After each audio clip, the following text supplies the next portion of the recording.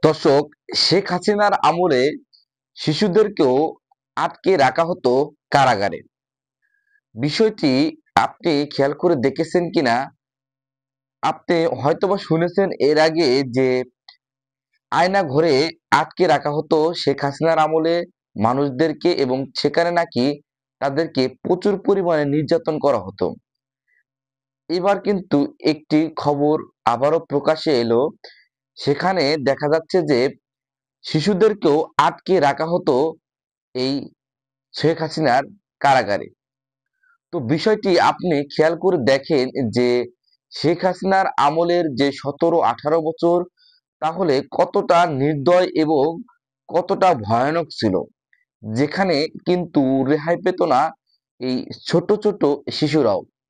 তাদেরকে নাকি সেখানে আটকে রাখা হতো এবং তাদেরকে মায়ের দুধ পর্যন্ত পান করতে দেওয়া হতো না। তাদেরকে আটকে রেখে তার মা বাবাকে নাকি হুমকি দেওয়া হতো এবং তাদেরকে বাধ্য করা হতো তাদের পক্ষে কথা বলার জন্য। বিষয়টি আপনি খেয়াল করে দেখেন কতটা নির্দয় ছিলেন শেখ হাসিনার আমলের সেই সময়গুলো।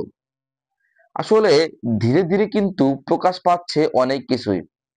5 আগস্ট স্বৈরশাসক শেখ হাসিনা পতনের পর থেকে যে তথ্যগুলো বেরিয়ে আসছে, তাতে কিন্তু মানুষ হতবাক হয়ে যাচ্ছে।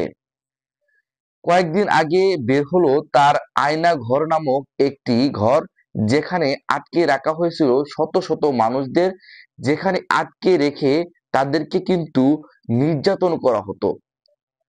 আবারও একটি তথ্য প্রকাশ পেল, সেখানে দেখা যাচ্ছে যে একটি ঘর ছিল বা একটি কারাগার ছিল, সেখানে ছোট ছোট শিশুদেরকে আটকে রাখা হতো এবং তাদেরকে মায়ের দুধ পর্যন্ত পান করতে দেওয়া হতো না।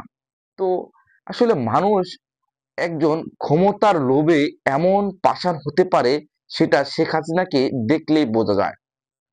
কারণ তিনি তার আমলে এমন কোনো খারাপ কাজ নেই যেটা তিনি করেননি, যার কারণে তিনি আজকে এই বাংলাদেশ থেকে পালিয়েছেন।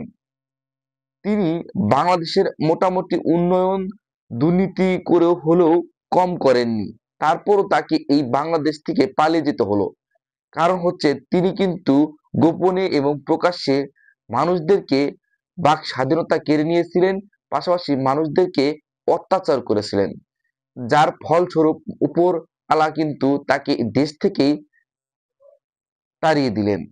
তো মানুষের এই চিন্তাধারাগুলো অবশ্যই রাখতে হবে যে ক্ষমতা কারো চিরস্থায়ী না, যেটা শেখ হাসিনাকে দেখলেই তাদের শেখা উচিত। তো শেখ হাসিনা কতটা নির্দয় এবং পাষাণ ছিলেন, তার সেই তথ্যগুলো কিন্তু দর্শক বেরিয়ে আসছে। এবং একটা জিনিস মনে রাখতে হবে যে সত্য কখনোই চাপা থাকে না। সত্য একদিন নয় একদিন সেটা অবশ্যই উন্মুক্ত হয়, যেটা শেখ হাসিনাকে দেখলেই বোঝা যাচ্ছে।